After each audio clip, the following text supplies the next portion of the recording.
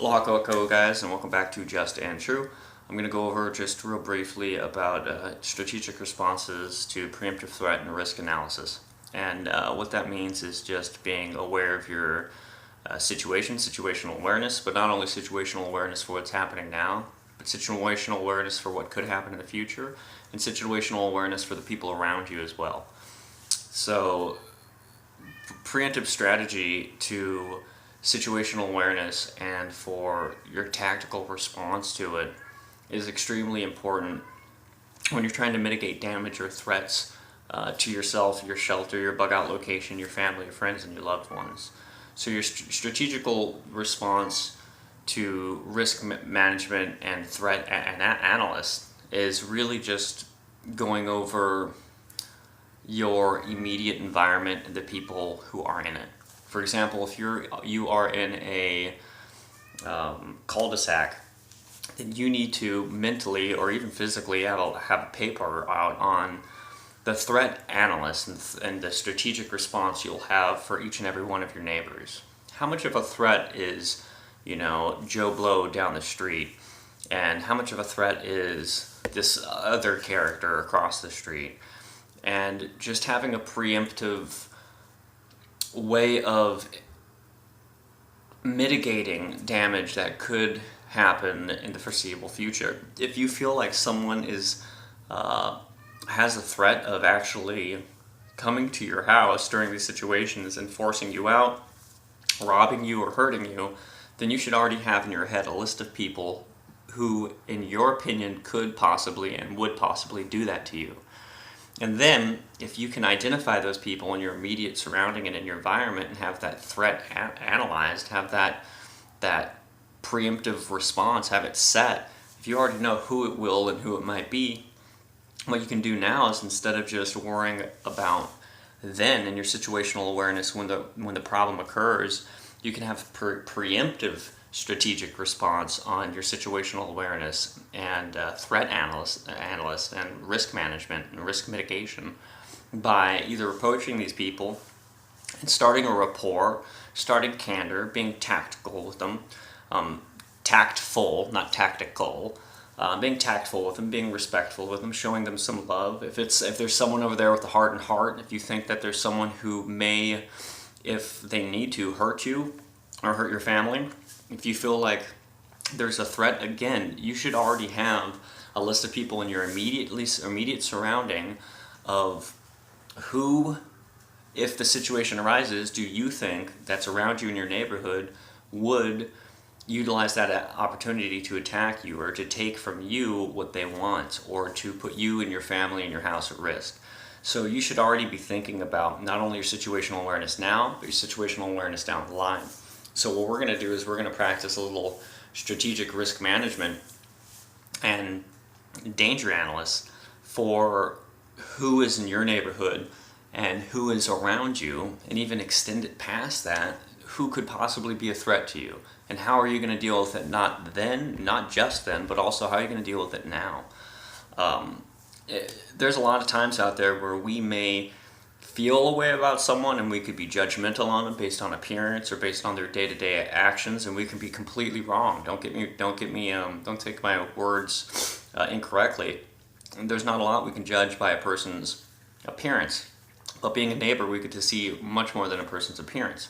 We get to see how they act with one another. We get to see how their daily habits, their habitual routines, stuff like that. It says a lot about a person and the person's character. Even striking up a conversation, how people will reply to you saying good morning or hello. So if you feel like there's someone in your neighborhood, if you feel like there's someone in your area who may be a threat if pushed in one of these SHTF situations, well then, in my opinion, it's your tactical obligation to approach these people now and not share that you're a prepper, or not tell them that they have impending doom, or not tell them to defend themselves. Don't give away any information about yourself, but instead build rapport with them. It's the same thing that we do as a country. We look around our region and we see and we analyze who is a threat in our region. We see and we analyze who is a strategic alliance in our region. So you need to treat your home, treat your family as a nation. And you need to look around your nation and you need to see who is the biggest strategic threat to you. And you need to have a preemptive strike on them. And not strike meaning a physical or military or combative strike, but a strike on how you can mitigate the reasons for that threat. If you think that they're an angry person, if you do not know them that much, if you think that they're lacking in one material or they're not or another, you can literally take away all of those reasons. You can mitigate your damage, your possible damage to yourself, your camp, your nation, your home, by approaching these with having a strategic mind and thinking about the future and thinking about risk management and analyst. And what you need to do is analyze them, analyze what they need, what you think they need, analyze their actions, analyze how they have a rapport with you, if you have a rapport at all with them. And you need to figure out who is a true threat. And you need to have a list in your mind of who poses more of a threat to you and to your well-being, and how are you going to take care of that, again, not just down the road, but now. Strike up conversations, talk to people, be more loving, be more open-hearted. If there's someone who's pushed away a lot of the community, then you have to go out of your way to be much more candorous and upfront and loving to them. Start up a conversation with people you don't know. Don't just stay in the circles of people that you know. And that way, if you do have people on a list, if there's, Joe Schmo down the road who's, kind of always an ass, who's seems not violent, but he walks around with a chip on his shoulder, or if he feels a little bit like the alpha dog, maybe what you can do is use a tactical, strategic alliance with this person. And again, not giving any information out, but starting a rapport with this person. So when down the line, that person, that threat, is a lot less likely to take out their needs or their anger on you as opposed to a complete stranger.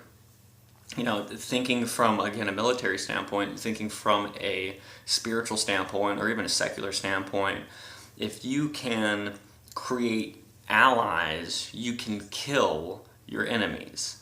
So, there's that really, really famous saying, an enemy of my enemy is my friend. Well, why can't we just say a friend of a friend? Why does there have to be an enemy in the first place? Go out there, and if there's someone who could possibly be your enemy, if there's someone who could possibly in your neighborhood pose a threat to you, if you think that if they're running out of food and water, that person down the street would definitely come after you, well, then what you have to do now is build the relationship with them now. Again, if they're a threat, if you feel like they're untrustworthy, if you feel like they're physically violent, if you feel like there's something that would push them to be more likely to attack you in these situations, it is again your responsibility to soften their heart, to give them some sort of friendship, some sort of alliance, offer them a peace treaty. Go out of your way to be nice to them, even if they just brush you off and they're just being a complete asshat. What you can do is show that not only do you care about this person, but show that you're human. It's the same thing when in hostage situations. You want to agree with these people. You want to show them that you're human. You want to use your name as often as possible. You want to relate to them. So this is what you want to do with these threats. We're trying to use a strategic analyzing tool here to preemptively mitigate any damage to you and your home. So we can't only think about the situations when they occur, we need to start thinking about situations before they occur, which is exactly what prepping is. We prepare our bodies, we prepare our mindset, we prepare with food, water, ammunition, medicine, but we need to start preparing for risk mitigation and analyzing the type of situation that's truly around us. Because I think that when we dive deep into our surrounding area and our surrounding population and our surrounding community, we can start mitigating or even completely getting rid of certain threats. There's people in my community that I would once at one time figured that they were a threat to me in these SHTF situations. And what I did is created a very strong alliance. Now we're really good friends. They don't know about prepping. They don't know about my prepping. I drop hints every now and then about, oh, it looks like war's kicking off, or oh, this is happening. But because we are on a personal level, because they know my name, I know their name, we've shared bonds, we've shared lunch, you're not just a target. Now you're a person. You're a living being. Now, when someone gets really, really hungry and gets really, really thirsty, they'll do anything for self-preservation, especially if they have a family. But they're less likely to do it to a name and a face and a person that they relate to, because you're mirroring them. They don't want to hurt themselves. They don't want to hurt people. They're more likely to hurt a stranger. That's why you see people going out and robbing and killing people who they most likely don't know. So go out there and just kind of have a risk management and start thinking with analytical thought, kind of like an insurance broker. Go out there and start thinking about what can go wrong within people, because in doing so, you'll make your people much more safe. Mahalo for stopping by, and I'll see you guys tomorrow. Have a good night.